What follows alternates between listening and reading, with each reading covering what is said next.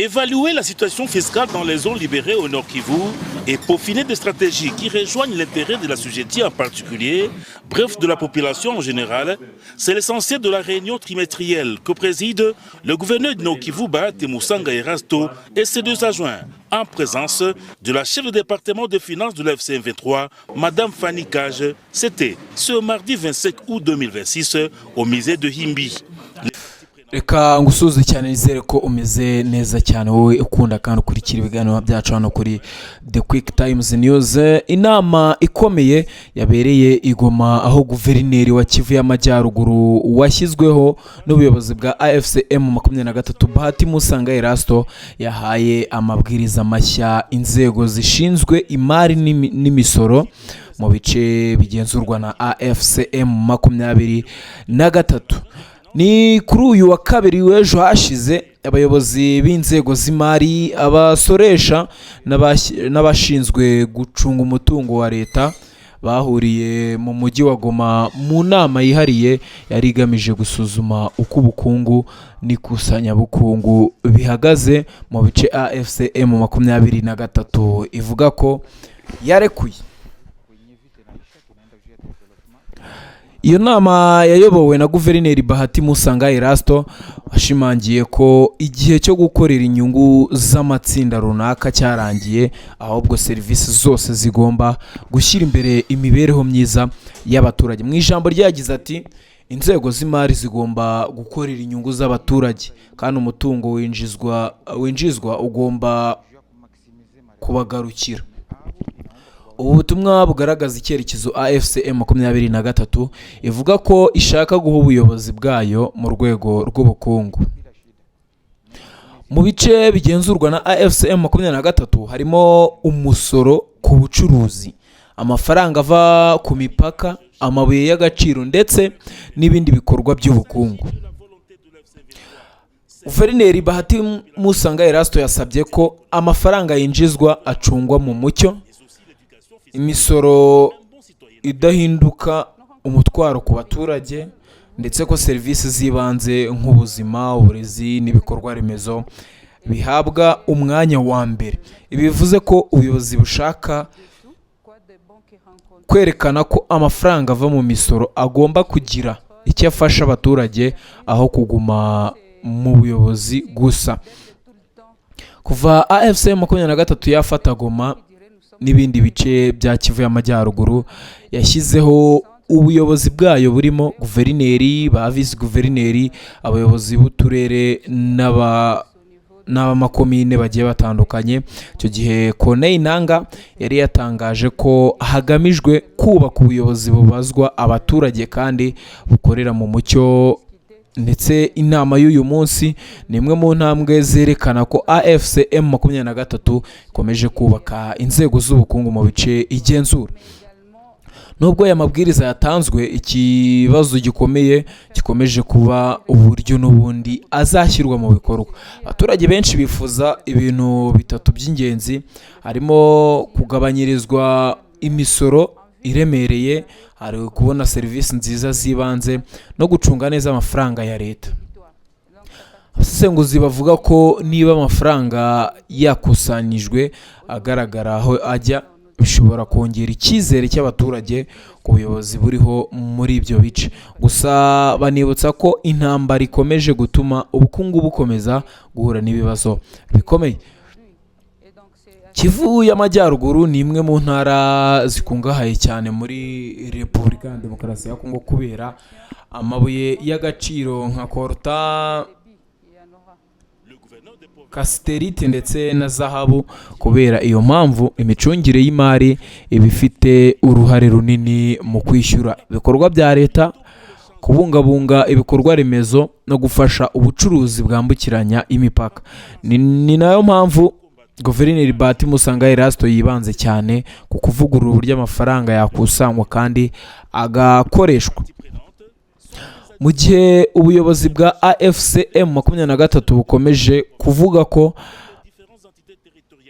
amavugurura y'imari, umutekano wo mu burasirazuba bwa Kongo nawo uracyahangayikishije. bavuga bati turi mu mari yego tunareba uburyo twakubaka ibintu byacu n'abaturage bakagira ubuzima bwiza, ariko still turacyafite intambara hano mu burasirazuba bwa Kongo n'umutekano muke.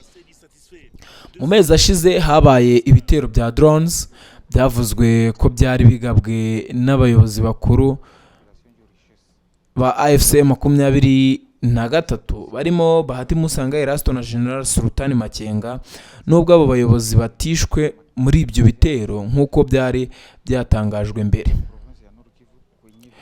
Ibi bigaragaza ko nubwo hari ibiganiro ku miyoborere n'ubukungu, ikibazo cy'umutekano gikomeje kugira ingaruka ku buzima bw'abaturage. Ku ruhande rwa AFC M23, ubu butumwa bwa Guverineri Bahati Musanga Erasto bugaragaza ko ishaka kwerekana ko ishoboye gucunga ubuyobozi bwa buri munsi, cyane cyane mu rwego rw'imari n'imisoro. Ku rundi ruhande ariko leta ya Repubulika ya Demokarasi ya Kongo ntiremera ubu buyobozi, ikomeza gufata AFC 23 nk'umutwe witwaje intwaro ugenzura ibice bimwe by'igihugu mu buryo butemewe. Ibyo bituma hakomeza kubaho ubuyobozi bubiri buvugwa muri Kivu y'Amajyaruguru. Muri make rero, Guverineri Bahati Musanga Erasto yasabye inzego zose z'imari gukorera inyungu z'abaturage, ashimangira ko imisoro n'umutungo wa leta bigomba gucungwa mu mucyo no gufasha abaturage mu bice bigenzurwa na AFC M23. Muri make rero nibyo n'ubundi mwakurikiraga hano muri iki kiganiro twareberaga hamwe inama yateranye n'ubundi yiga ku buryo umutungo wa leta wakoreshwa. Iyo bavuze leta no umutungo nyine n'ubundi ubuyobozi bwa AFC M23 bwagiye bukusanya, cyane ko ibice buyobora abaturage ndetse n'abakora ama business barasora kugira ngo bibe byanasayidira n'indi mirimo ya leta ndetse nayikorwe. Rero bicaye hamwe bakajya inama bakaganira ku buryo aya mafaranga yose akusanywa mu misoro yagirira abaturage akamaro, ndetse bakaba banabona inyungu zayo nyine ari bo, kuko n'ubundi nibo AFC 23 ikorera, kuko yijyaho yavuze ko ari ubuyobozi bubazwa abaturage, bubazwa inshingano zo kuba abaturage bameze bate. Nubwo hakiri ibyo bibazo, tukabona babateye bisasu, abarasho za drones, usanga ari amabombe bagiye babatera, ariko bo n'ubundi bavuga ko ikibarashinga ni ukubona abaturage batekanye, bafite umutekano kandi ibintu byose bigenda neza. Niyo mpamvu rero ubona intama zagiye ziba zitandukanye zisaba ko abaturage bagira icyo babona nk'umusaruro w'ibyo batanga. AFC 23 yo ifasha ahantu igerageza gushyiraho polisi z'imiyoborere nyine y'ubuyobozi, kuko niba wakurikiye neza harimo uko ahantu AFC 23 ikontorora batanga imisoro. Iyo ni polisi ya mbere ishobora kuba yafasha ibikorwa remezo muri iyo misoro yose iba yakusanijwe, ikaba yagirira abaturage akamaro. Rero avuga ngo ibi byose AFC 23 iri gukora ntiba iyobewe ko hari ikibazo cy'intambara ndetse n'umutekano muke, nacyo baba bashaka uburyo bagishyiraho umucyo bakaba bagihagarika, bashaka ibiganiro. Ariko n'ubundi ibitero bigomeza kuba byinshi, bashinja FARDC ndetse n'abafatanyabikorwa bayo. Ubwo sinzi ngo ibintu bizaba bigenda bite, gusa igihari ni uko AFC 23 yo ishaka inyungu z'abaturage kandi abaturage bakaba mu buzima bwiza. Ari nayo mpamvu tubona iyi nama yateranye n'ubundi yiga ku buryo amafaranga yose leta ifite yasubizwa abaturage, ariko mu buryo nyine bw'inyungu bwabo, ibikorwa remezo, serivisi babona bakazibonera ku gihe. Ubundi akubona ko amafaranga n'ubundi ya leta agarukira abaturage ni muri serivisi bahabwa, uburyo bitabwaho izo serivisi z'ubuvuzi, ibikorwa remezo, imihanda imeze neza. Ibyo byose niko abaturage baba bagomba kubona inyungu cyangwa se ingaruka nziza z'ibyo byose n'imiyoborere myiza y'aho baba batuye. Ubwo turakomeza tubakurikirane n'ubundi situation uko bimeze ko bigenda bihinduka, turababwira hano kuri The Quick Times News, tuba tuhababereye cyane. Nakubwira ngo kanda subscribe kuri The Quick Times News kugira ngo dukomeze kubana n'imiganiro biri imbere kandi ubane natwe. Imana ibane nawe, nge nari Ivan Lucky Nshimiyimana.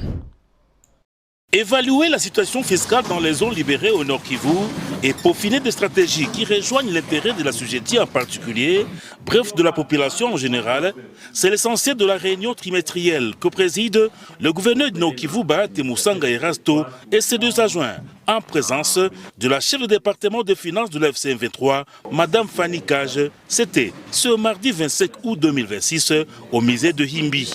Les parties prenantes sont les administrateurs, le chef de chefferie, les responsables de services de finances en province et dans les différentes entités territoriales, Massissi, Rutshuru, Lubero, Nyiragongo et en ville de Goma.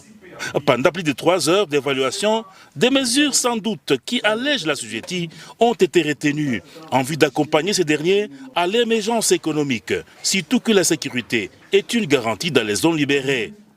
Le coordonnateur provincial adjoint de finances, Dayamba Jebiraïra, s'est dit satisfait de cet exercice d'évaluation fiscale. Tunakuya juu ya malalamiko ya population alors que population ndio richesse ya province.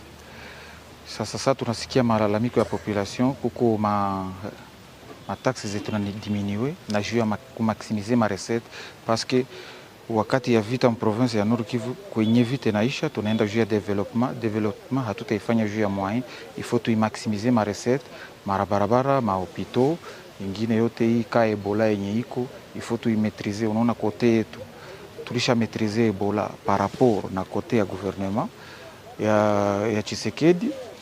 Donc tuoni gizi hii franga yenye tunapunguzia population ma taxe juu ya kumaximiser ma recette. Me abo inaomba kubaonesha kama ile gouvernement ya zamani na ya leo tumepunguza mataksi. Banalipa bila shida. Mais tumezipunguza za matosha 600 kusifikisha 300. C'est un avantage ni jeu intérêt à la population. Pour sa part, Madame Fanny Cage, chef de département de finances de l'FC M23, il s'agit de la volonté de l'FC M23, celle de mettre la population au centre d'intérêt économique, de la bonne gouvernance prônée, mais aussi l'éducation fiscale pour un bon citoyen averti. Nous rencontrons les autorités locales, vous le savez bien, c'est eux qui sont au quotidien avec la population. Et l'AFC a la politique de mettre la population au centre de tout. Quoi de bon qu'ils rencontrent, c'est avec qui ils vivent tous les jours et qui les contrôlent, qui les supervisent.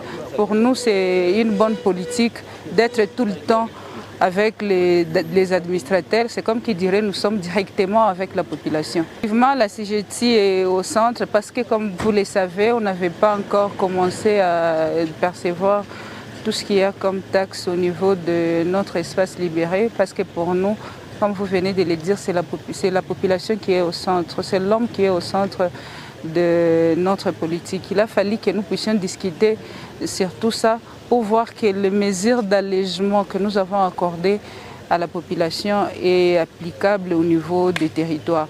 Mais également, l'AFC, c'est la démocratie.